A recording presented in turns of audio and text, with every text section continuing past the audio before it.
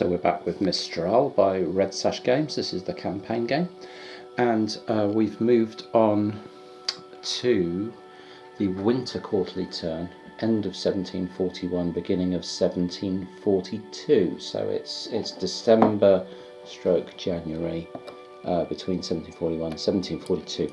This is what the game calls the year-end turn, I believe, because this is the winter quarterly turn, and at the end of this administrative phase, Fleet Admiral relief is checked in the winter quarterly turn. I'm in this administrative phase. Not a great deal happened in the turn itself because it's winter and you take 2 attrition for being at sea in winter, and that's not a great thing to have happen. So it's prudent to get your ships back in port and repair them up. So event resolution is the first thing we're doing here, but I'm going to skip ahead just slightly and give you an overview of what's going on, then maybe come back to the events. But in terms of orders completed and failed for the turn, the British ended up completing 4 orders and failed 2. They didn't manage to cruise the African coast in the end or interdict Cadiz, so they ended up with 2 failed orders, which I ought to mark down. So I'll just pop a counter in there for their 2 failed orders. Over here on the Bourbon side, they managed to complete 4 as well, but they also failed 3, largely due to British activity, pirate activity prompted by the British in the Tyrrhenian Sea and the Maltese roads, which cost them 2 failed orders. They did sail a large fleet across to deal with those pirates, and that fleet didn't make it back to port in Cadiz and had to pull up in Barcelona, and you can see it's got a lot of damage on it. You can see these plus 10 DPs on the Spanish ships. And Spanish shipping, I should note, has 14 DPs compared to the British and French 10, so it's a lot more sturdy. Gives it a longer range essentially, because they can keep going for longer before it starts to sink. So yeah, so they're more robust, which is something of an advantage which they haven't really leveraged so far. But yeah, they've completed 4 orders.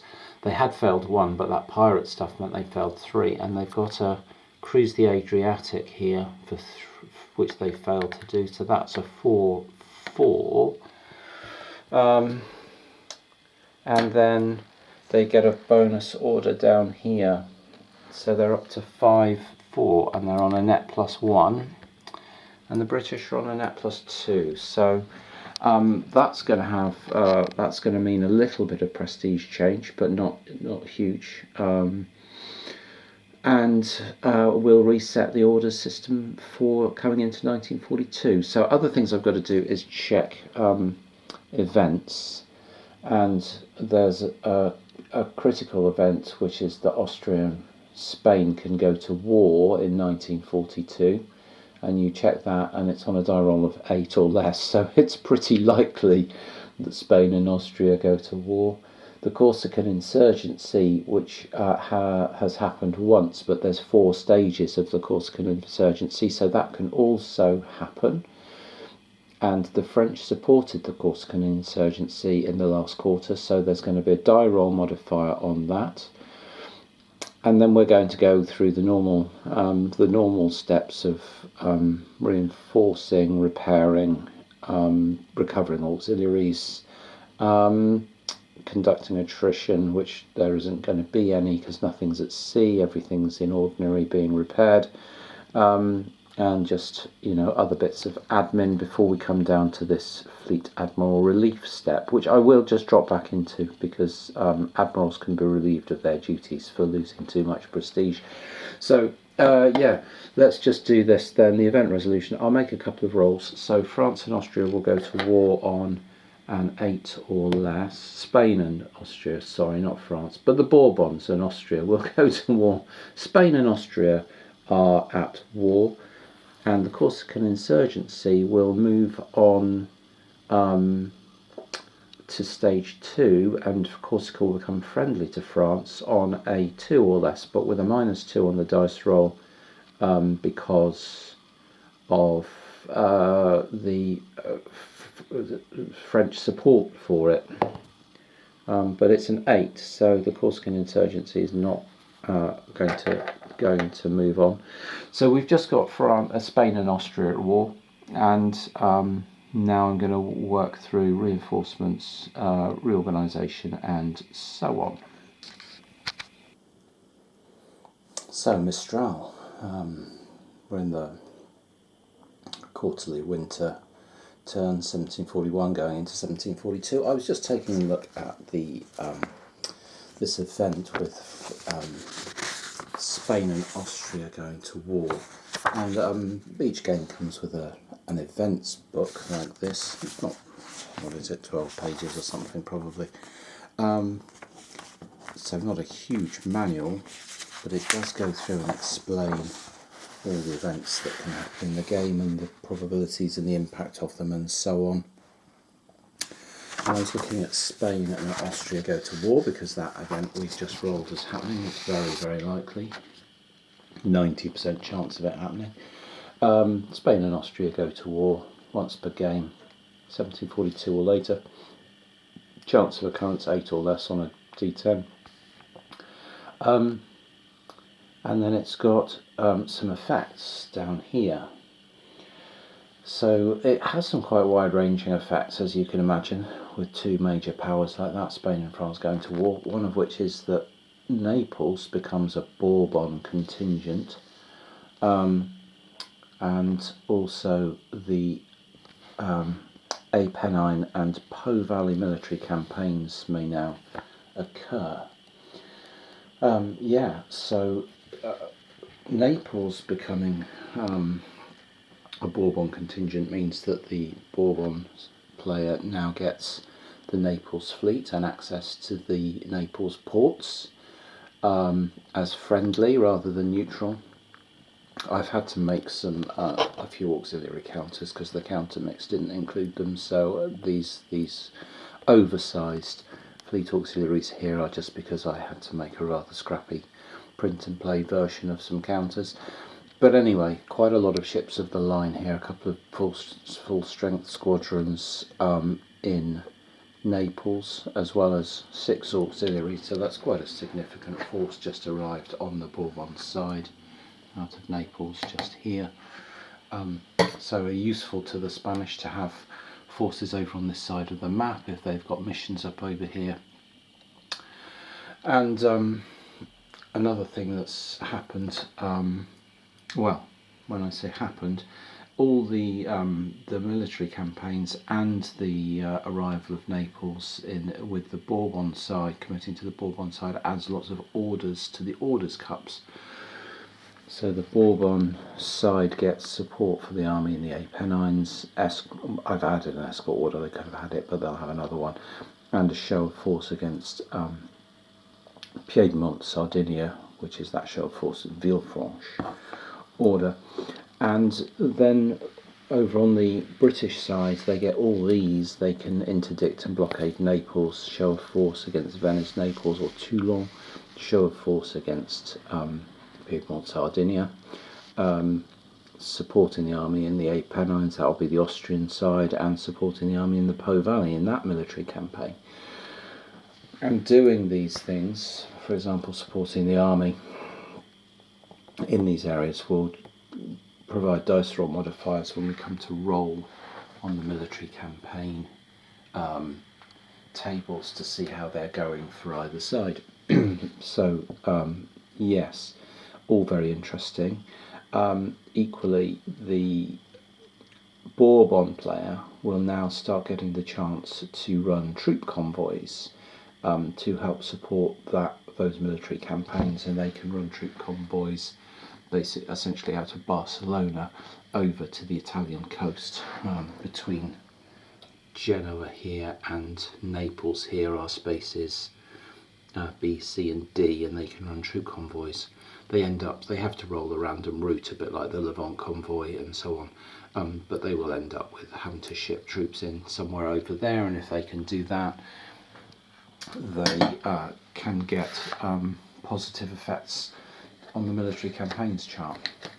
So lots of interesting stuff now happening in 1742, the scope of the game opening up considerably compared with sort of just cruising the North African coast or sailing around Sardinia. Now we can start to carry out orders that have ongoing impacts on other facets of the game. So yeah, super interesting. So I just wanted to look at that. I'm still doing this administrative phase, but I've been reading through all the stuff that can go on the events phase. So I've got to do reinforcements and reorganisation, recover some auxiliaries for particularly the Bourbon side, see if they can do that. There won't be any attrition because no one's at sea. And then we will just get into conducting some some repairs, and then we will be off into turn 2. And as in 1741, I expect these first 2 or 3 turns to whisk by fairly quickly because no one's really going to be at sea, so I'm not having to make wind rolls or move gales around because no one's actually sailing anywhere, so we won't be breaking the turns up into the 16 movement point increments, which slows it down. On the subject of wind rolls, someone suggested a different coloured D10 for each of the winds that exist in the game, and that makes the wind rolls much quicker, and they're right. So well done, Justin. That was a fantastic tip, and there's my set of D10s for making all these wind rolls. So I've now got a sort of Sea Lord set of D10s matching all the different colours of the winds. A fantastic idea, and it doesn't half speed up making the rolls. So yeah, cool. Right, final step of the year then is checking whether the Fleet Admiral remains in his job. And we do this by calculating the sort of net prestige gains and losses over the year and then making a roll for them. So both sides started with 8 prestige. The British had dropped 1 because you can drop a point of prestige to boost your reinforcement rolls, and they'd got a good roll and they wanted to boost it up to the maximum roll, so they dropped a point of prestige, and also it gave them control of the pirates, if you remember, which was useful at the time. So they were down to 7. They actually completed 4 orders and failed 2, compared to the French completing 5 and failing 4. So they were on a net 2, the French were on a net 1. So more orders fulfilled than your opponent. They had that, so they got a point of prestige and went back up to 8. Didn't sink any enemy ships or enough. No, we didn't have any combat, so no enemy shipping sunk, so no prestige there, and no losses on this side. So great. They were +1 and back up to 8. And on the French side, although they completed fewer orders than the British, you only lose prestige if it's 3 to 5 fewer. That would have been -1 prestige, but they completed 1. They completed 1 fewer, so they didn't lose any prestige. So they stayed on 8. Yeah, nothing else here.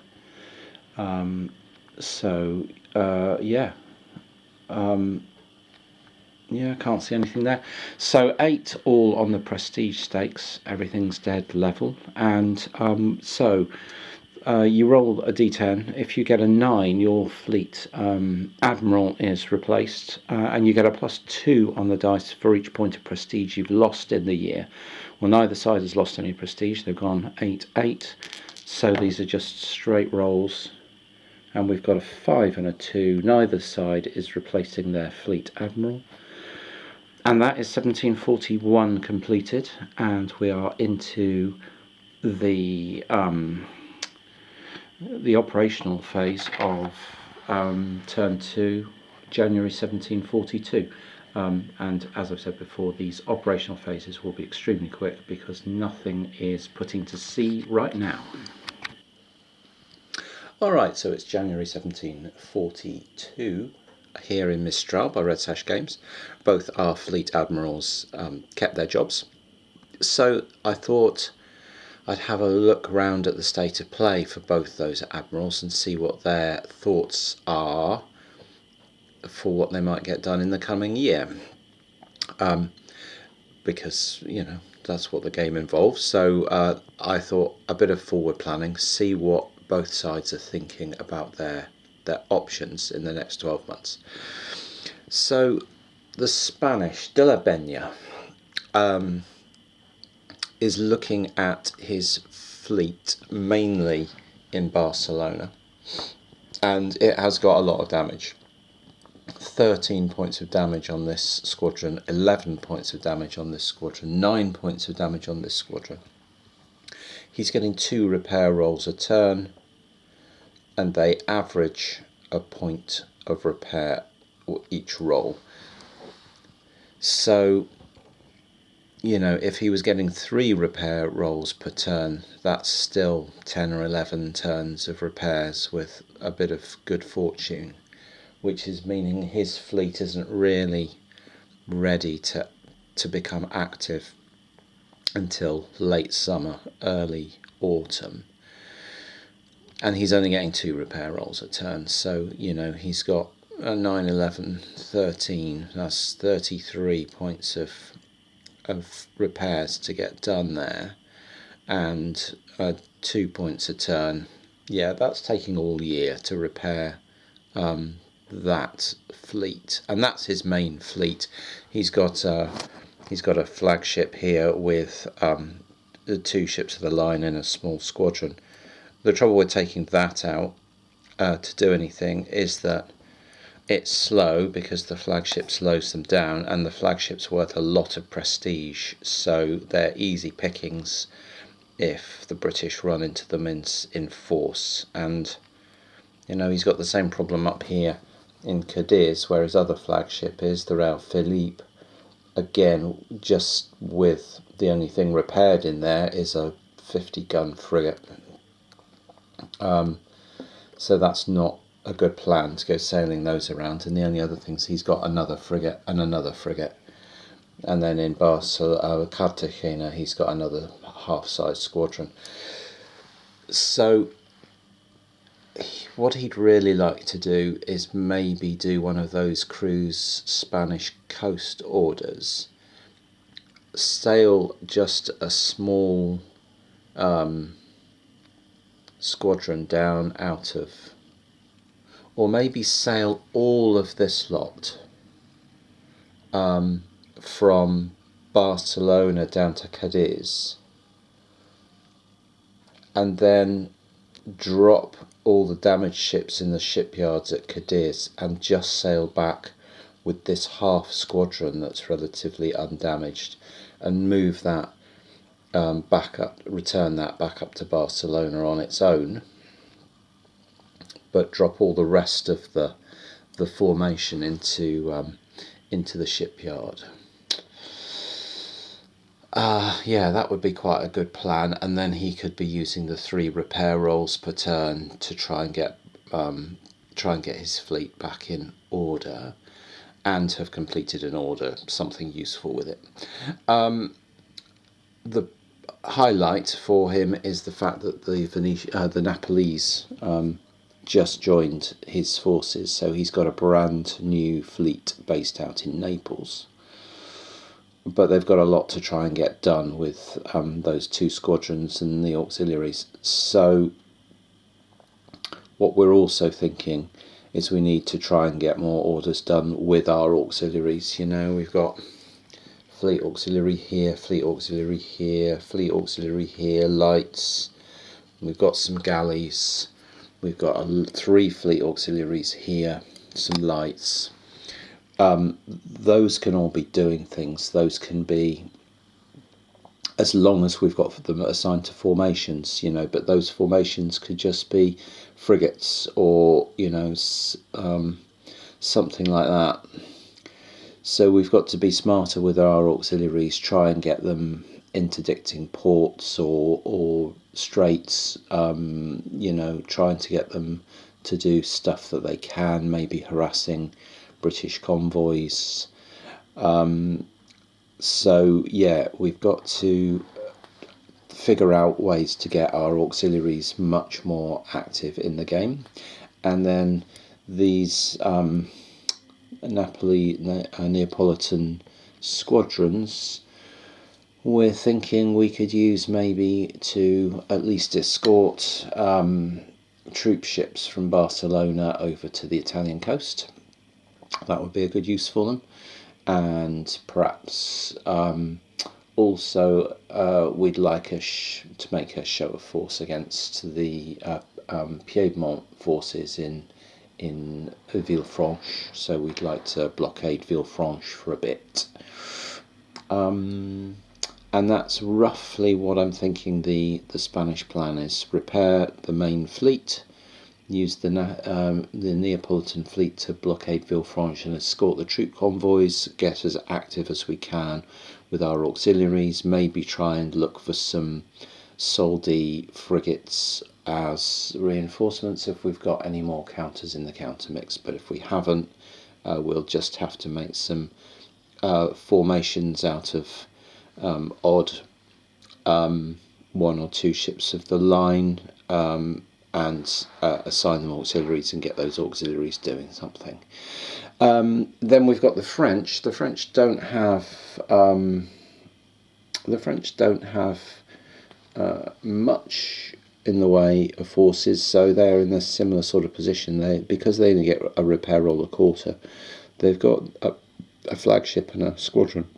Again, weak because the flagship's just slowing the squadron down, and if they get caught again, that's difficult.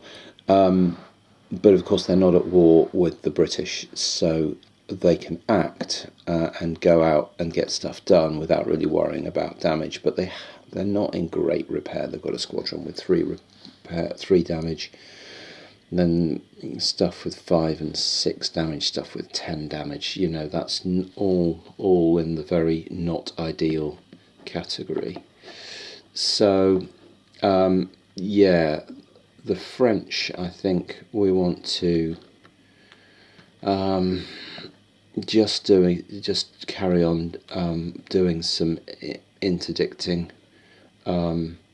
You know, they've got some orders where they can interdict, you know, around Sardinia and blockade. So we will just try and find some of those orders for them, and try and keep racking up some points with them. And yeah, not a lot else, I don't think, for 42 with the French. I think they are playing quite a low-key part this year. So the British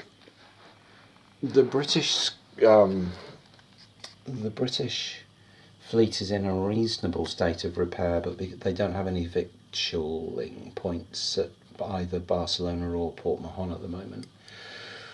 But yeah, 0, 1, 2, 3, 4 points of damage. That's still 10 points of repair, 10 repair rolls they need probably to get their fleet completely repaired. And they'd probably like it based out of Port Mahon more centrally rather than down in Gibraltar. So we need to wait for a victualling convoy to arrive to try and get this into a really good state of repair, then get ourselves moved up to Port Mahon.